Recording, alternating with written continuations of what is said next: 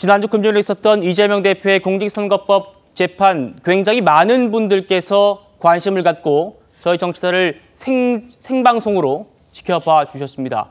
그 재판의 1심 선고는 11월 15일에 열립니다. 징역 2년을 구형받은 뒤에 법정을 나섰던 이재명 대표의 모습부터 다시 만나보시죠.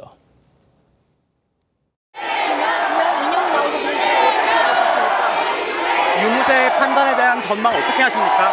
유죄 확정 과정에 대해 대선 출마를 고려하는데 이에 대한 입장 한마디만 부탁드립니다. 2021년 해당 발언에 대해 후회는 없으세요?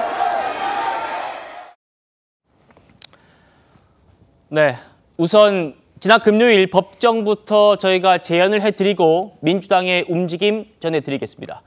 이재명 대표한테 구형된 징역 2년은요. 검찰이 구형할 수 있는 최고 수준으로 평가됩니다. 검찰이 그렇게 판단한 이유, 그렇게 구형할 수밖에 없었던 이유를 이렇게 설명하고 있습니다. 이재명 대표, 당선을 위해서, 대통령이 되기 위해서 전 국민을 상대로 반복적으로 거짓말을 했다. 유권자의 선택에 지대한 영향을 미쳤음이 명백하다. 형을 감경할 사유가 전혀 없고 가중할 사유만 있을 뿐이다. 이게 지금 검찰이 징역 2년을 구형한 이유라고 밝힌 겁니다. 최병무 위원님, 네. 반복적인 거짓말이 있었다. 그러니까 당시 대선이 0.7%포인트 차였던 걸 감안하면 이 거짓말이 선거에 지대한 영향을 미쳤고 자칫 선거 결과까지 바꿀 수 있는 그런 사안이고 또 죄질이 나쁘고 반성의 기미가 없어서 감경할 사유가 없다. 이게 지금 검찰의 시각이거든요. 어떻게 보십니까? 원래 선거법상의 허위사실 유포, 이 부분에 관해서는 검찰의 구형 기준이 있기는 있습니다. 네. 그게 대개 징역 10개월 이하 또는 이제 벌금 200만 원에서 800만 원, 뭐 이 정도가 이제 허위사실 유포에 대한 검찰의 구형량 기준이거든요. 그런데 징역 2년을 구형을 했다는 얘기는 징역 10개월 이하라는 것을 훨씬 더 초과한 겁니다.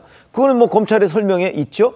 그 감경 사유는 없고, 감경 사유면 이제 거기서 점점 밑으로 떨어져 내릴 텐데 그게 아니고 가중 사유만 있을 뿐이다. 이렇게 네. 얘기를 했기 때문에 징역 10개월이라는 최대치의 구형량에서 가중을 하고 또 가중을 하다 보니까 징역 2년까지 올라간 것 아닌가 이렇게 판단을 할 수가 있겠고요.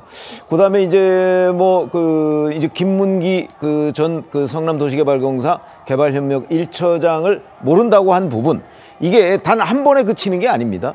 한 번 이외에 그 이후에 여러 번 또 방송에서 그 얘기를 후퇴를 하거나 수정을 하지 않았어요. 네. 더군다나 백현동 용도 변경 부분도 사실은 그 국정감사장에서 나온 얘기죠. 국정감사장에는 사전에 그 준비된 자료가 있습니다. 그 준비된 자료에서 그 한 번 답변을 하고 본인은 뭐 7분간에 걸쳐서 압축적으로 표현하다 보니까 화가 나서 그렇게 했다 뭐 얘기를 했지만 사실은 그 7분만 있는 게 아닙니다. 국정감사는 아침부터 저녁까지 있었거든요.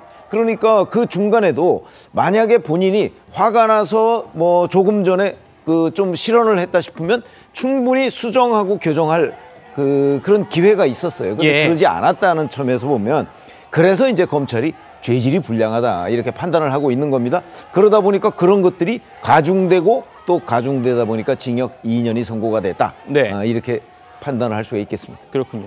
김지욱 대변인, 민주당은 지금 이 최고 수준 구형이 문제가 있다는 거죠? 그렇죠.